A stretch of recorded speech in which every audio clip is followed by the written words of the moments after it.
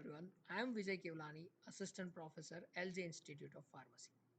Welcome to a MOOC session series, an initiative taken by LJ Institute of Pharmacy. In today's session, we are going to talk about hematinics. So, before understanding hematinics, we should know what is anemia. So, anemia is ultimately whenever the hemoglobin or amount of hemoglobin is less than normal. The normal value of hemoglobin is 12 mg per dl, and if it is less than that, then that condition is known as anemia. Anemia occurs when the balance between production and destruction of RBC is disturbed by one of the following reason. Very first is blood loss. Second, it could be impaired red cell formation. Now, red cell formation is impaired due to very first deficiency of essential factors like iron, vitamin B12, folic acid. It could be also due to bone marrow depression, erythropoietin deficiency. And the third and main reason for anemia is increased destruction of RBC, right? So due to this three condition, ultimately there is deficiency or there is lack of hemoglobin in body, which leads to anemia.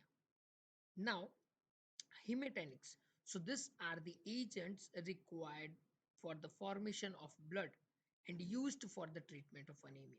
So the drugs which are used for treatment of anemia are known as hematinics. Classification. So iron and its compounds, which are very first recommended if any kind of anemia is noted. For example, the preparations are ferrous succinate, ferrous sulfate, ferrous gluconate. Second is maturation factor, that is cyanocobalamin and hydroxycyanocobalamin. There is also another maturation factor, that is folic acid. Now, cyanocobalamin is nothing but vitamin B12 and folic acid is vitamin B9, which are maturation factors for RBC. Apart from this, the third one is miscellaneous, that is copper, cobalt, and riboflavin, which are required for maturation of RBC. So, very first, iron. So, iron has for long been considered important for the body. In ancient Indian medicine, iron was used as loh bhasma. In Greece, Mars is believed to be a god of medicine and Mars is dedicated to iron. In 1730, it was found that iron is present in blood, and in 19th century, Bolt spill means the scientist Bolt has shared his pills for the treatment of anemia. Distribution of iron in body. So total body iron in an adult is 2.5 to 5 gram. It is more in men than in women. It is distributed into hemoglobin, iron stores as ferritin and hemosiderin, myoglobin, and parenchymal iron. Hemoglobin is protoporphyrin, each molecule having 4 iron containing heme residues. Loss of 100 ml of blood means loss of 50 mg of elemental iron. Total rise the Hb level of body by 1 gram per dl. About 200 mg of elemental iron is needed. Now it is to be noted that 200 mg elemental iron is required to raise 1 gram per dl of blood. Now normal value of hemoglobin is 12, more than 12 gram per dl. Now if it is less than that, you will require iron, right? And specifically you will require elemental iron, right? Now in iron preparation, the dose given is not actually the amount of elemental iron. Both things are different. Suppose the drug is having dose of 350 mg, it does not mean that that drug or that preparation has 350 mg of elemental iron, right? It depends on how much iron in pure form is absorbed from that preparation, right? So 200 mg elemental iron is required to raise 1 gram per dl of hemoglobin. Dietary sources of iron, so very rich sources are liver, egg yolk, dry beans, dry fruits, wheat germ, and yeast. Medium sources means the sources which contain medium amount of iron are meat, chicken, fish, spinach, banana, and apple. Poor sources are milk and its products and root vegetables. Now let's see absorption, distribution, metabolism, and excretion of iron.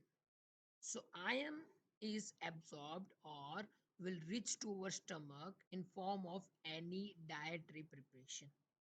So in dietary preparation, iron is available in three forms. It could be in ferrous form, that is Fe3 plus, Fe2 plus. It could be in ferric form, that is Fe3 plus, and it could be in heme form. Now always remember that when iron is in ferric form, it has to be converted to ferrous form for its absorption. And for this conversion, acidic environment is required. So ultimately, the ferric form of iron is converted to ferrous form in presence of acid, in presence of stomach acid, or in presence of any acidic preparation. Now this ferrous form of iron, that is Fe2 plus, is absorbed by mucosal cells of intestine. For this transportation from lumen to mucosal cell, for this transportation, dimetal transporter 1 transporters are present in mucosal cell, right? By this transporters, ultimately iron is transported inside the cell. Now this transported iron will once again convert to ferric form and it is stored in ferritin. That is one way. In another way, this ferric form of iron will once again pass from mucosal cell to blood vessel by ferroprotein 1 transporters. So from mucosal cell to blood vessel, this ferric form of iron is going, ferrous form of iron is going using FP1, that is ferroprotein 1 transporters.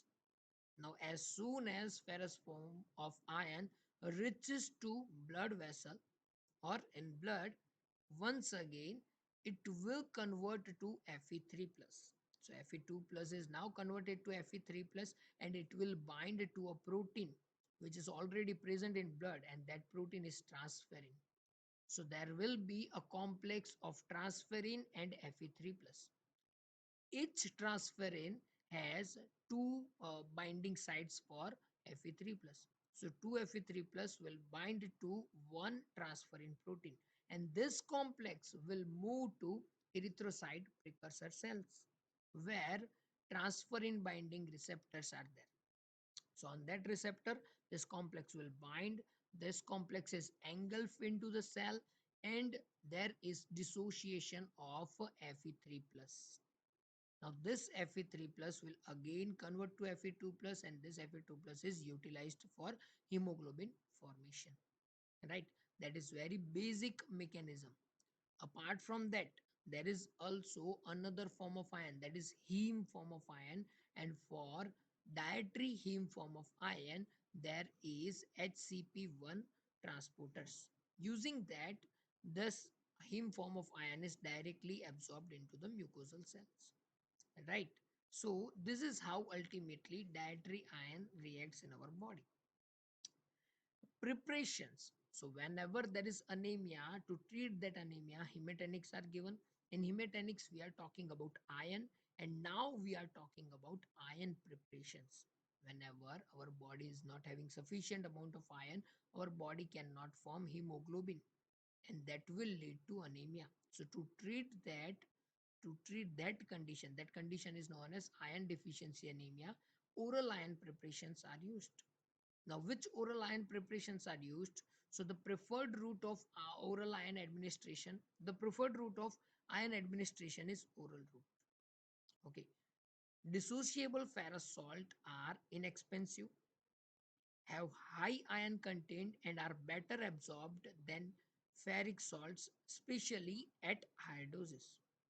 Gastric irritation and constipation are related to the total quantity of elemental iron administration, and this both side effects are ultimately limiting factor for iron compliance. If viewed in terms of iron content, nearly all preparations have the same degree of gastric tolerance, the limit of which are fairly well defined in individual patients. Some of the oral iron preparations are ferrous sulfate. Now, in ferrous sulfate, the amount of iron absorbed from hydrated salt is 20% and from dried salt it is 32%. Second is ferrous gluconate. The iron elemental iron absorbed is 12 percentage. From ferrous fumarate it is 33 percentage. Then after that is colloidal ferric hydroxide 50 percentage. Carbon carbonyl iron, ferrous succinate, iron choline citrate, iron calcium complex, ferric ammonium citrate, and ferrous ammoniate. So these are the preparations which are largely used in market. Among this, first five preparations are easily available, are too much cheap, and are widely used in market. These five preparations are ferrous sulfate, ferrous gluconate, ferrous fumarate, colloidal ferric hydroxide, and carbonyl iron. Right? The elemental iron content and not the quantity of iron compound per dose unit should be taken in consideration. As I said, the elemental iron should be noted, not the dose of that drug. Sustained release preparations are more expensive and are not rational at all. Liquid formulation may stain the teeth, so it should be put on the back of tongue and swallowed. A total of 200 mg elemental iron given daily in 3 divided doses produce the maximum hematopoietic response. The prophylactic dose is 30 mg iron daily. Absorption is much better when iron preparations are taken in empty stomach. Now talking about adverse effects of oral iron, so it is epigastric pain, heartburn, nausea, vomiting, bloating, staining of teeth, metallic taste, and colic. Talking about parenteral iron preparations, so iron therapy by injection is indicated only when iron therapy is ultimately given in injection form. So very first is oral iron is not tolerated. Second reason is failure to absorb oral iron. That could be due to malabsorption, that could be due to inflammation of intestinal mucosal cells. Third is non-compliance to oral iron if the patient is not taking oral iron tablets regularly. Fourth is in presence of a severe deficiency with chronic bleeding. Suppose the HB goes to 6 or 7. That is said severe deficiency. Now in that condition you cannot rely on oral iron preparation. You have to give parenteral irons. Fifth is along with erythropoietin in chronic kidney disease patients. Parenteral iron therapy needs calculation of the total iron requirement of the patient, and for that the equation is 4.4 into body weight into HB deficient. This formula includes iron needed for replenishment of stores. So normal iron requirement, apart from that, for replenishment of stores, that is in form of ferritin, the iron stored in form of ferritin, that is also calculated according to this formula. The ionized salt of iron used orally cannot be injected because they have strong protein precipitating action and free iron in plasma is highly toxic.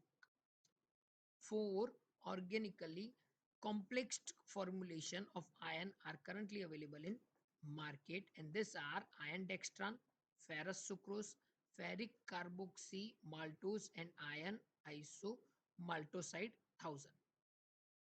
Adverse effects. So local adverse effect of this parenteral preparation are pain at the site of IM injection, that is intramuscular injection, pigmentation of skin, and sterile abscess.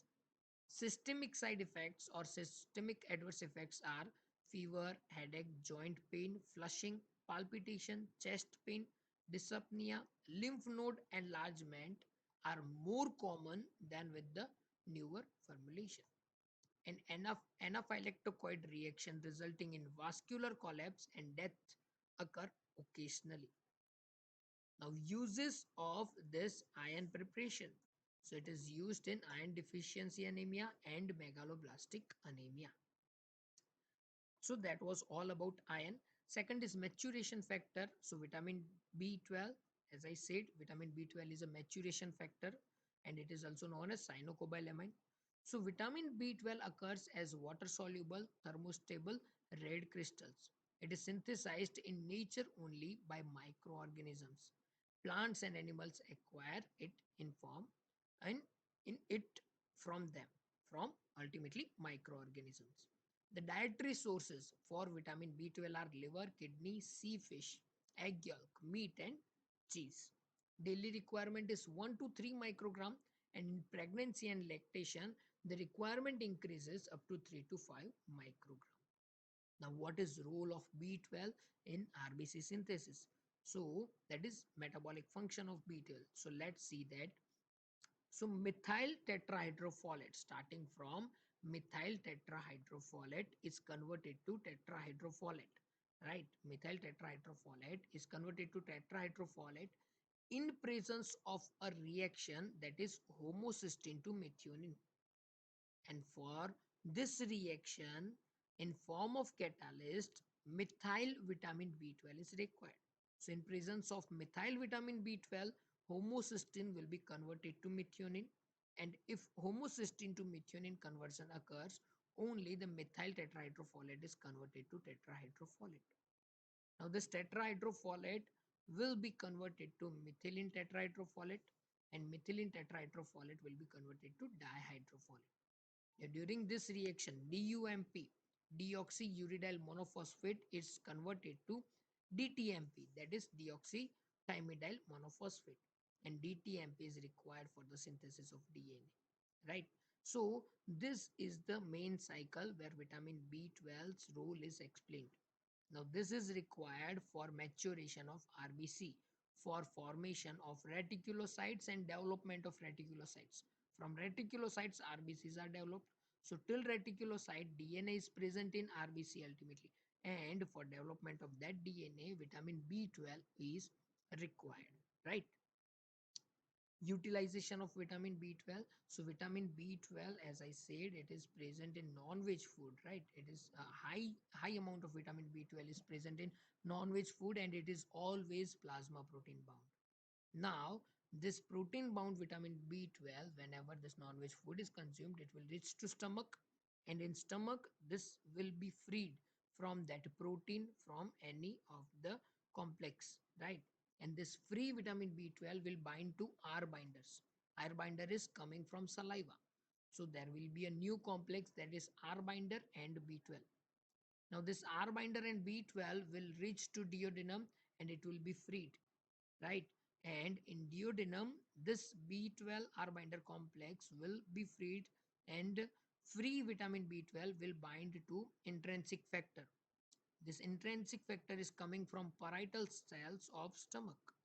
Now the new complex, that is intrinsic factor and B12, will reach to small intestine, mucosal to ileum, and ultimately from the mucosal cells it is absorbed, right? So this is how vitamin B12 is absorbed. Deficiency of vitamin B12 leads to pernicious anemia, other causes of gastric mucosal damage, malabsorption, and nutritional deficiency. Manifestations of deficiency are megaloblastic anemia, GI disturbances, and neurological degeneration. Because vitamin B12 is also having role in our nerve tissue formation, right? So ultimately, if vitamin B12 is not present, it may lead to neurological degeneration. Preparations and doses and administration of B12. So B12 is given in form of cyanocobalamin 35 microgram per 5 ml, hydroxycobalamin and methylcobalamin in form of 0.5 mg tablet. Therapeutic use of vitamin B12 is for pernicious anemia, malabsorption syndromes, nutritional deficiencies, neurological conditions, and psychiatric disorders. Adverse effect of B12 are allergic reactions have which occurred by injection. Okay, so that was about B12. The next maturation factor is folic acid. Now folic acid is a member of B complex group of vitamin, that is vitamin B9. Dietary sources are liver, green leafy vegetables, egg, meat, and milk. The daily requirement is 0.2 mg per day.